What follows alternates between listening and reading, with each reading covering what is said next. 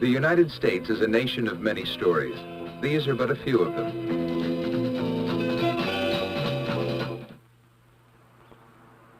America's Northwest, the state of Oregon. The Rogue River running 200 miles from Crater Lake to the Pacific Ocean.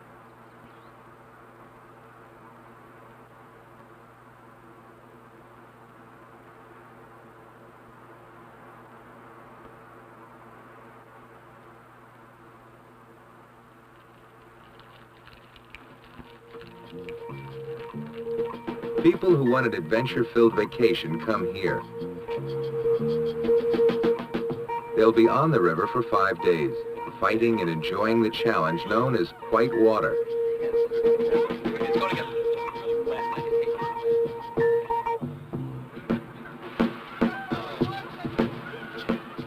Rob Cooley, professional guide and instructor, leads the way. This 47-mile stretch, close to the Pacific, between Galice and Agnes, Oregon, is where the river reaches its peak of violence and beauty.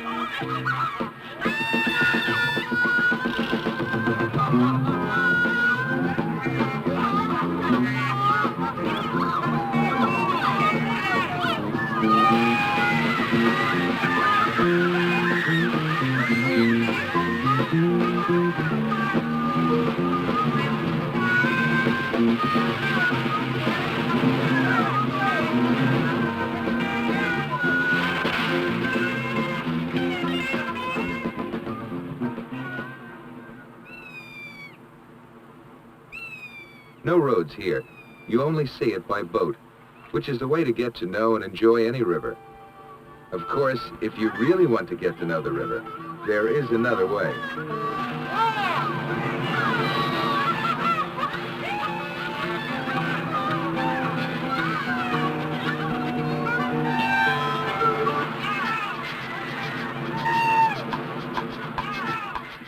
On the second day, everyone is beginning to get the feel of the river and have some fun with it.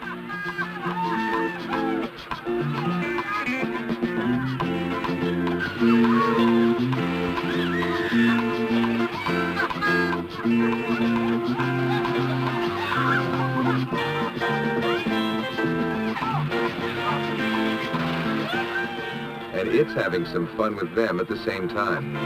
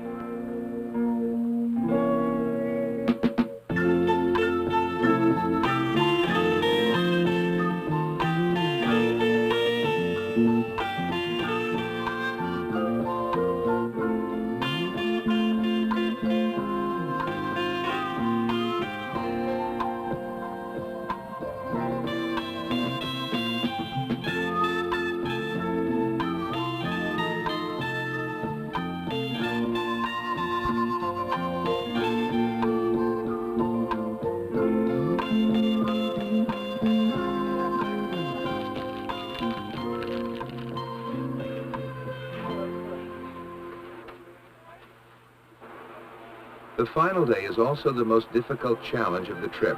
The channels between the boulders narrow down to 4 meters, testing everyone's skill with the rafts. Come, take me through the land, and we'll live together, we'll trust together. You'll come to meet life's plan, and your trials surrender to a churning stream. Dance, river, laugh and play, as you take us with you on your magic way. Oh, river, wild and pure, we embrace your power, we are yours this hour.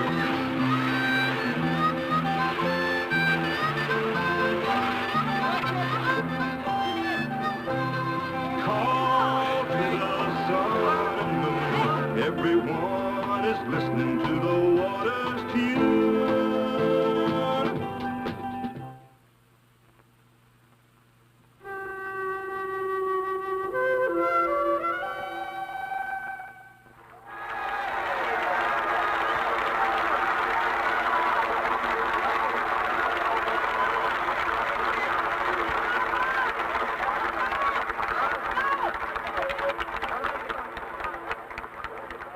I am happy to join with you today in what will go down in history as the greatest demonstration for freedom in the history of our nation.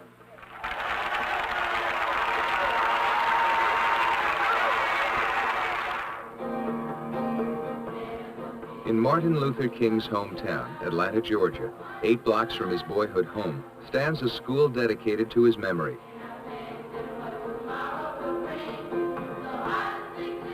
It is part of Atlanta's public school system. It's the kind of school Dr. King might have dreamed about, an experimental place where young and old can study, but which is also a center of community life, an open and free school, with every effort made to encourage excitement, curiosity, and true learning. Where students are taught in small groups so that each individual receives maximum attention, and new techniques are attempted in an effort to keep learning interesting and enjoyable. Instead of the traditional 4-walled schoolroom, students study in an area called clusters, where many activities take place simultaneously. They receive instruction in required courses, but during certain hours are encouraged to circulate freely throughout the cluster to further explore a favorite subject. The staff feels that the students are at an age when they need freedom to discover their long-range interests.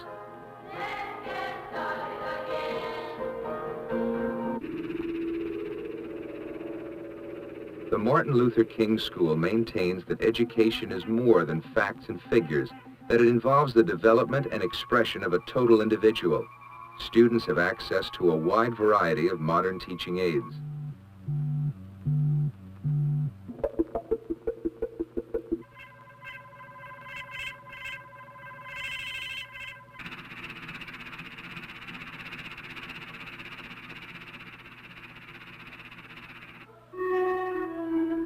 Most children come to the King School as complete musical novices. They are loaned instruments and given free private instruction.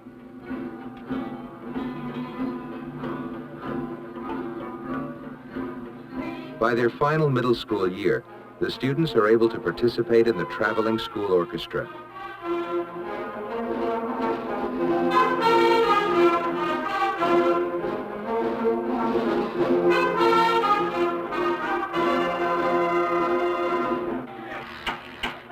An introduction to industrial arts is given so that those interested can develop their skills early.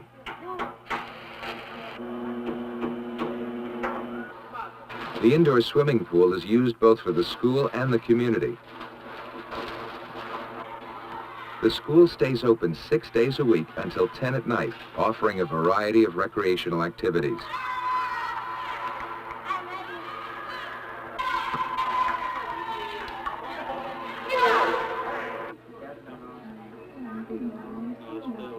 Adult education classes are open to anyone wanting to learn a new skill, or better, an old one.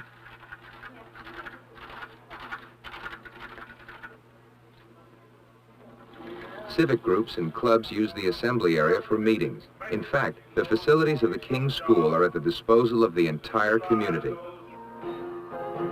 Children want to learn. That is the first premise of the Martin Luther King Middle School. Given this environment and the right understanding, education happens easier and faster.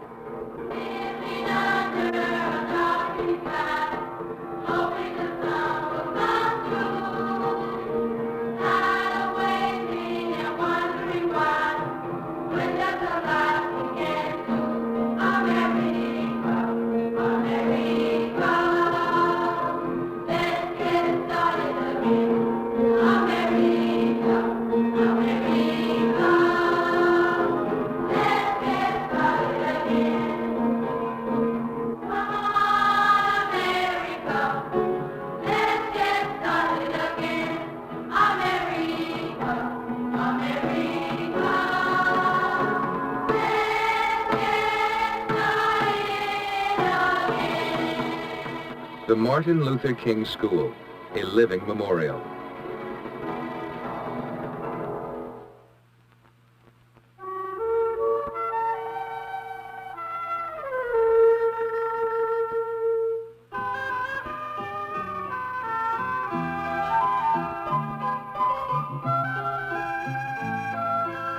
As the United States celebrates its 200th birthday, a village 1 hour's drive from New York City looks to 1980 and its own 300th birthday. Built on land purchased from the Indians, Bedford Village is proud of its heritage. It is a place where fine old things are still appreciated.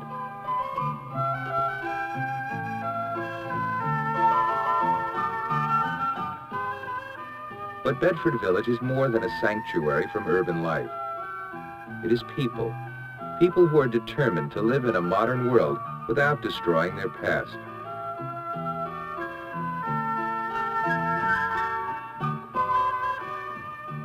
Bedford's pride in its past is linked to its most famous resident, John Jay. He was one of the nation's founding fathers, President of the Continental Congress, Peace Commissioner, Minister to Spain, Secretary for Foreign Affairs, and the first Chief Justice of the Supreme Court. 8 generations of Jay's descendants lived in this farmhouse, which Jay rebuilt for his retirement. It contains many of his original belongings. He wrote numerous articles which helped establish a constitutional government.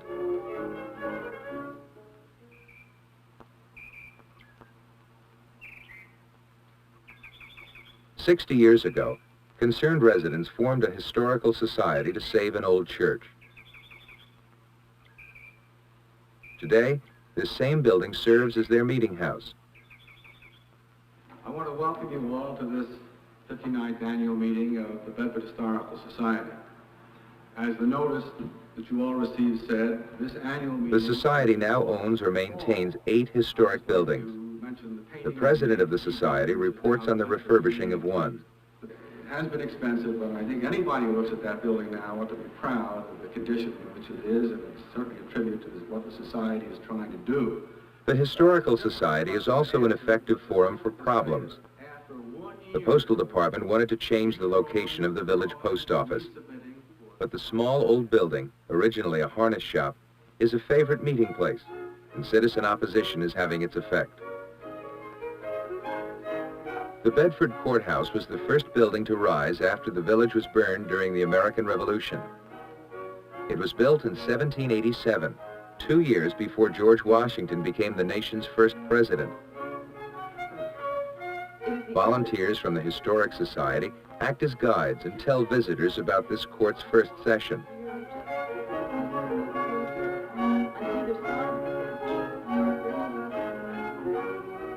The vice president under Thomas Jefferson, Aaron Burr, argued cases here almost 200 years ago. In 19th century America, a child's first schooling often took place in a one-room schoolhouse. Used continuously for nearly 100 years, this school is now a museum. Many of colonial America's distinguished citizens received their higher education at the Bedford Academy. It still serves the community as the village library.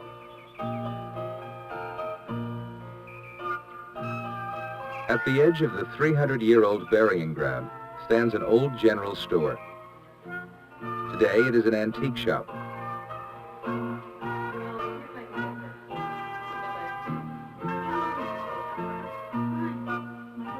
Rental income from this and other old properties help defray costly maintenance expenses of these historic buildings. Across the street, a house built over 100 years ago brings income from offices and a gift shop.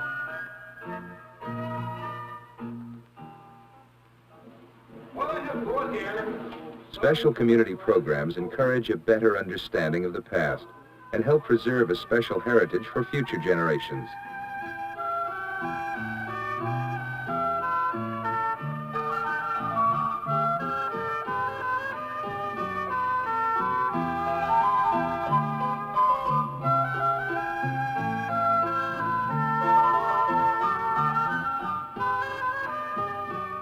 The enduring qualities of this New York village are best symbolized by the Bedford oak.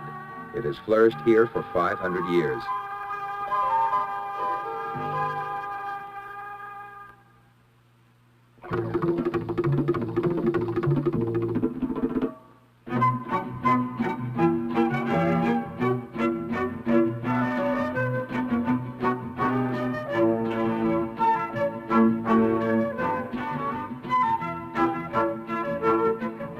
Independent and unconventional, the Art Students League of New York probably has had more influence on the course of American art than any other institution.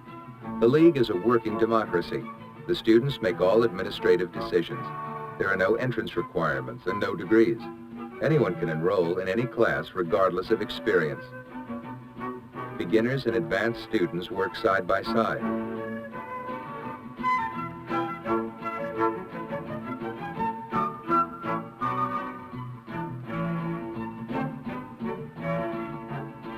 More than 800 major artists have learned their craft here, from Western painter Frederick Remington to abstract expressionist Jackson Pollock and sculptor Alexander Calder. In its belief that art is best taught by artists, the League employs instructors who, like American painter Norman Lewis, are prominent in their own right. But most of all, the League insists on the basics, such as the ability to draw, paint, or sculpt a likeness of the human form. The League was founded in a warehouse in 1875 by former students of the National Academy of Design. Their aims were to offer a thorough instruction in drawing, painting, and sculpture, and to cultivate a fraternal spirit among art students.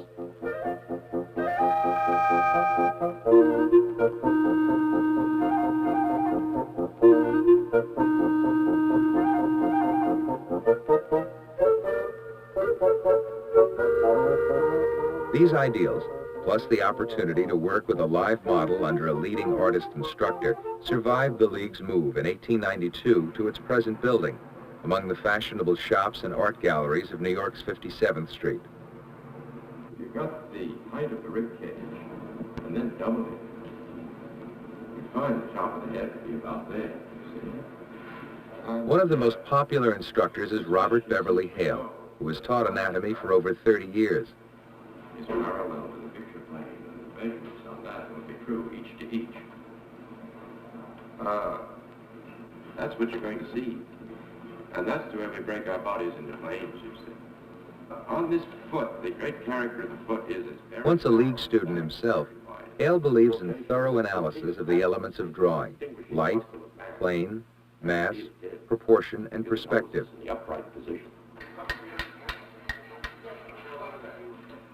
Teaching at the Art Students League tends to be a lifelong occupation. Jose de Kreeft, one of the world's best-known sculptors, is 92 and still puts in 2 full days a week. His artistic reputation and vigorous personality attract students to his classes from all over the world. Born in Spain, de Kreeft spent his student days in Paris with compatriots Pablo Picasso and Juan Gris. He is an advocate of direct carving in rough stone and encourages his students to discover the beauty in natural form. This much or more? No. This is just a good like this. Yeah. Just a little bit. Yeah. So that's it. Students interested in abstract art can enroll in the class taught by Theodoros Stamos, a major figure in modern American painting. So, you know, Earl, as you come up, scatter, break up this yellow, and as you go higher, let the yellow sort of get paler and paler until it sort of disappears into white. So it's as if the white is just falling down.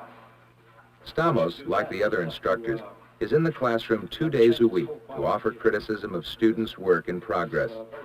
Stamos' classes get a working knowledge of the effects that can be achieved with color, texture, and abstract composition.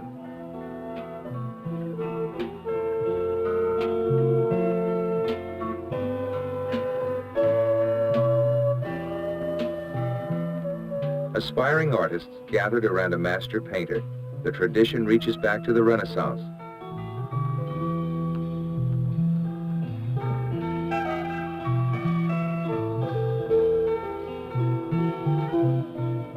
Perhaps the most enduring strength of the Art Students League is this unique combination of fundamental methods and individual freedom.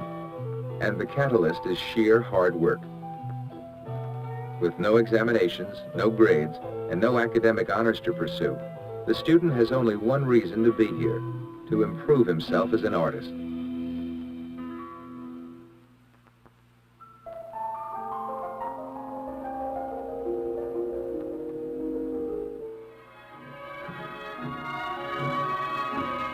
For the migratory birds on the Pacific Flyway, the Susan Marsh is a rest stop on a long journey south, while others winter here. This is the largest single expanse of tidal wetlands in the state of California. It is maintained by the state government to protect natural environments and the wildlife that inhabits them. During the peak season, the waterfowl population varies between 500,000 and 1,300,000 birds.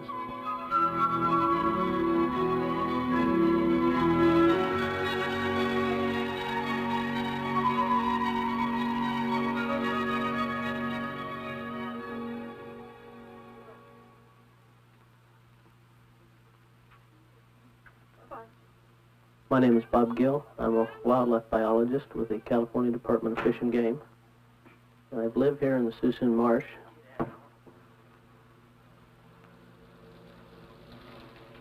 What one person sees in a marsh versus another can be as different as night and day. To me, I know of no finer natural habitat that I would rather spend time in. One of Bob's projects is to study the migratory habits of sparrows. In setting traps for these delicate creatures, he uses metal cages or very fine mesh netting.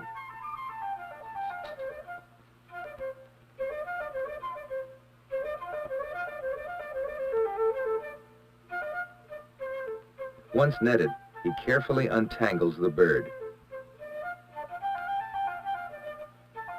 The traps are designed to net the birds without injury to them.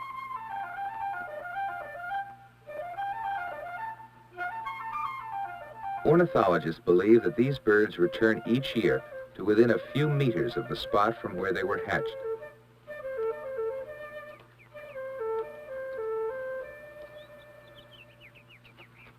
The birds will be banded.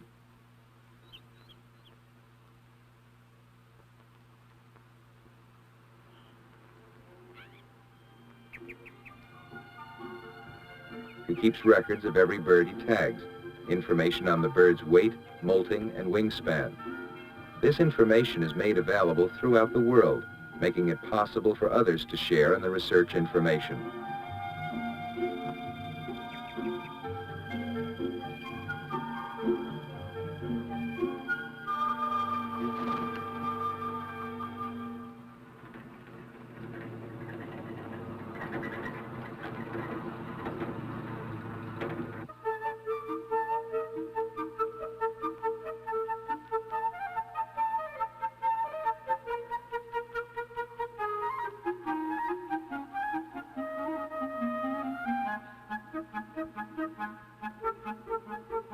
The great blue heron is one of the more spectacular birds in the marsh. This graceful bird has a wingspan of 12 feet and yet weighs only about 4 pounds. They're barely more than skin, bones, and feathers.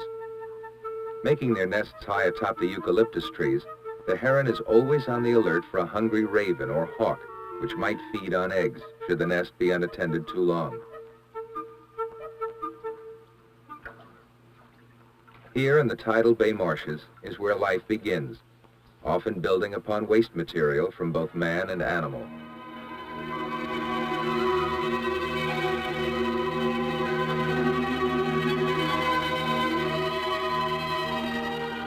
The marsh is an ever-changing environment. Occasionally, human controls are needed to assist the process. Controlled fires are used to clear this area of excess reeds. This maintains the balance between plant life and open water, so that the marsh can provide a maximum nesting area for the waterfowl.